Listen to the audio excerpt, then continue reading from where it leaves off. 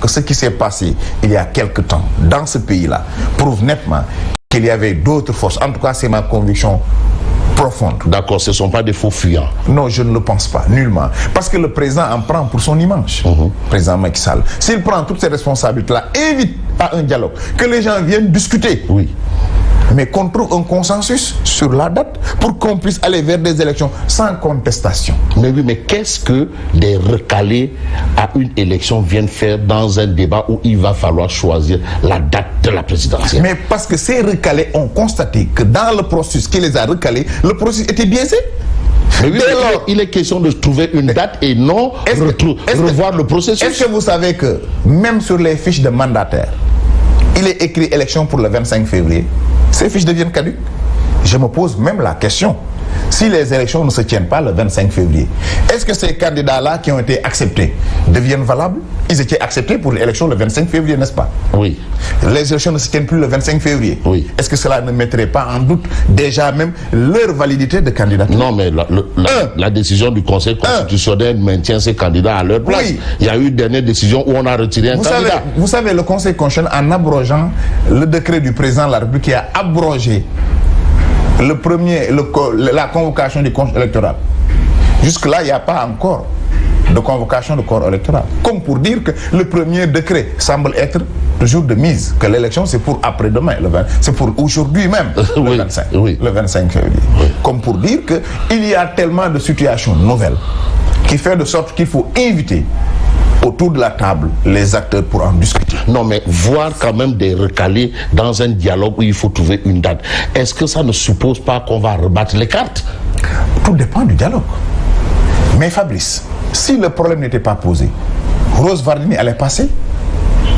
Oui, mais c'est un cas isolé, on l'a réglé, c'est terminé. Est-ce que de ce qu'on parle de candidats, est-ce que parmi eux, il n'y a pas encore des gens qui ont une double nationalité? Ah non, jusqu'à preuve du contraire, il n'y en a pas. Il ne faut pas aussi faire des coris. Je pose la question. Vous ne faites pas des coris quand même. Non, on ne fait pas de coris. Ni un procès en sorcellerie. On vous a suivi, vous de la presse, évoquer le cas de Rose.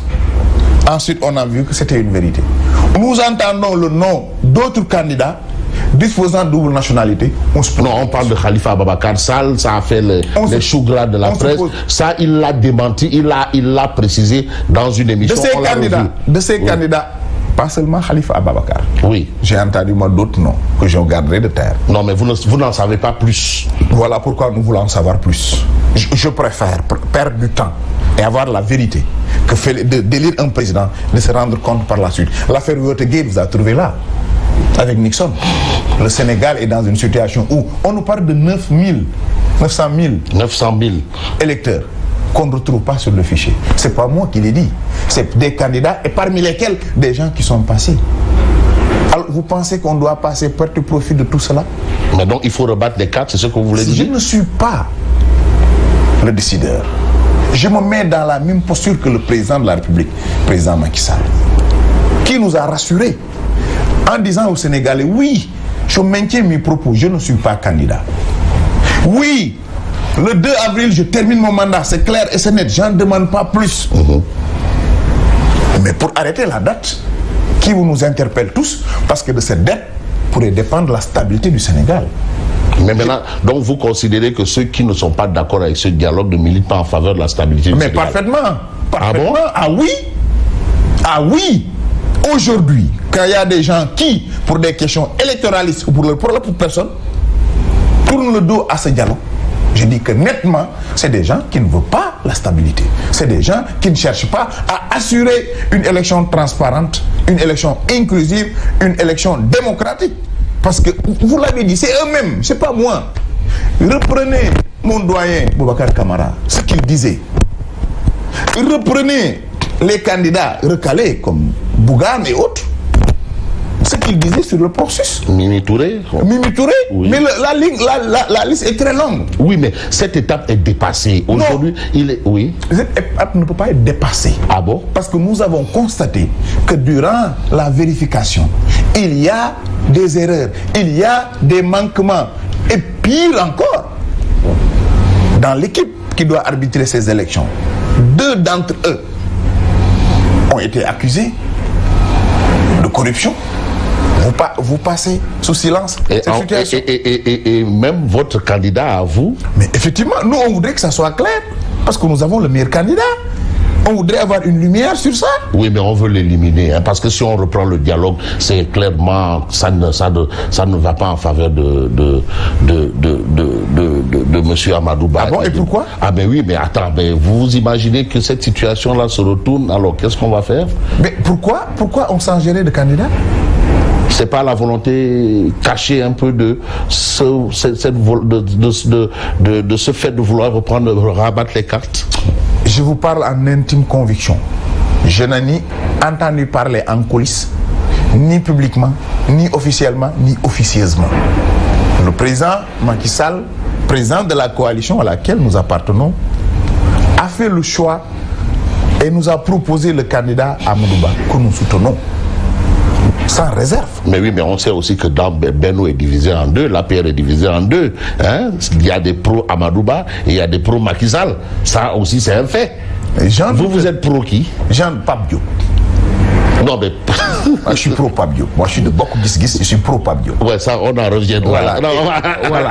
Donc, maintenant, je ne suis pas de la paire et je ne pense pas, très honnêtement. Mais vous êtes de Benno? Oui. Est-ce que Benno n'est pas divisé? Non, les gens que je fréquente dans Benno Bokk Yakaar, ils ont tous la même sympathie pour le président Macky Sall, qui reste le président de la coalition et le responsable.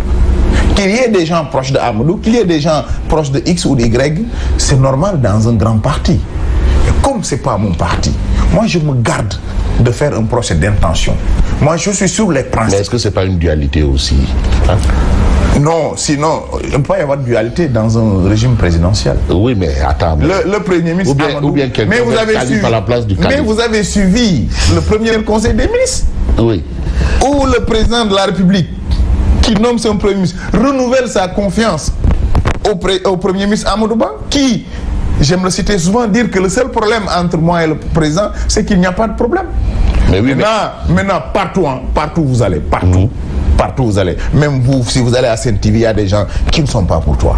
Ça, c'est normal. Non, moi, je suis pas président. Non, je dis, partout il y a des groupes. Oui. Même quand vous regardez deux coqs se battre, vous prenez parti pour un.